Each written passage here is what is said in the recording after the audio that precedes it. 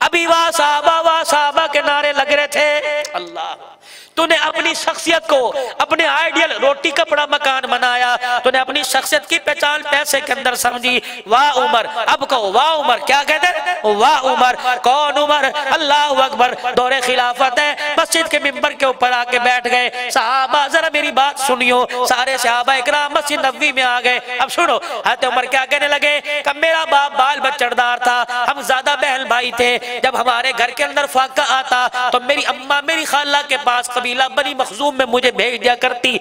मेरे खालू को पता लगता, मेरी भूख को ताने दे के कहता वेले आ गए।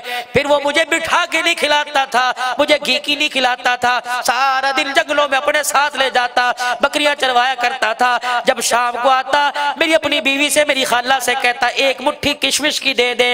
अल्लाह अकबर। भला उमर का 8 फीट का कद, एक मिट्टी मुट्ठी से कहाँ गुजारा होता था। अल्लाह, ये कह के रोने लग गए। अल्लाह गनी। इतने में अजान हुई, आपने मुसल्ले पे खड़े होकर नमाज पढ़ाई। नमाज पढ़ाकर जब जाने लगे, अब्दुर्रहमान बिन औफ रजी अल्लाह अन्हु से रान आ गया। आपने यूं करके हाथ में हाथ डाला और कहा उमर, हम तो तुझे बड़ा समझदार समझते थे, तूने पूरे मदीने वालों को ये बात सुनाने के लिए इकट्ठा किया था। उमर, क्या तू इतना ही वेला है या हम इतने फारिग हैं तेरी ये बात सुनने के लिए आए? अल्लाह अकबर। हज़रत उमर का सर झुका हुआ, छम छम आंसू आंखों से गिर रहे हैं। कहने लगे अब्दुर्रहमान भाई, ये बात बताना मकसद नहीं था।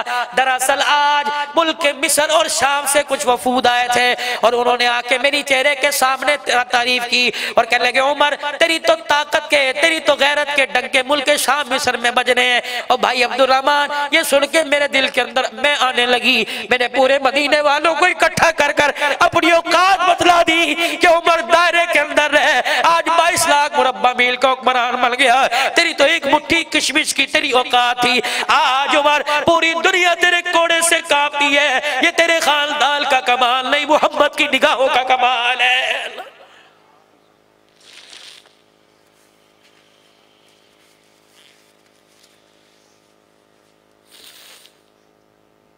हर तरफ एहतसाब एहतसाब का नारा लग रहा है, हर तरफ मेरे अजीजों लुटी हुई दौलत का नारा लग रहा है कि वापिस करो।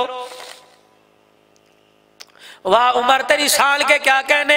आज दुनिया दाएं बाएं से भौंकती है, बकवास करती है। फातिमा का बाग खा गए और चलो तुम्हारी एक वक्त मान मिली, बाग खा तो किसको दिया? अब्दुल्ला बिन उमर को दिया। किसको दिया? अपने बेटे उबैदुल्लाह को दिया। किसको दिया? अपनी घरवाली को दिया। वो बाग गया का जिस तरह 12वें इमाम को जमीन खा गई, वो गारों में चला गया तो बाग भी पता नहीं कहाँ चला गया है। और चलो एक मिनट के लिए मानते हैं, चलो उमर बाग खा गया, बताओ तो सही वो बाग किसकी मिल्कियत में गया, किसके हिस्से में आया? रब्बे काबा की कसम है, तुम उस उमर को कहते हो, सिद्दीक अकबर को कहते हो, फातिमा की इज्जत की पामाली की है। अल्लाह अकबर। मेरे अजीजों मिंबर पर आकर बैठ गए और सारे सहाबा से मुखातिब हो रहे और कह रहे अस्मउ व अतीउ, ओ लोगो मेरी बात सुनो, मेरा कहा मानो।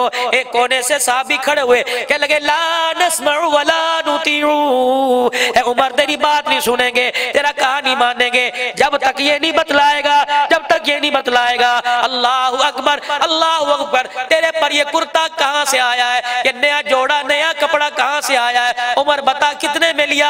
या बैतुल माल के खजाने में से लिया?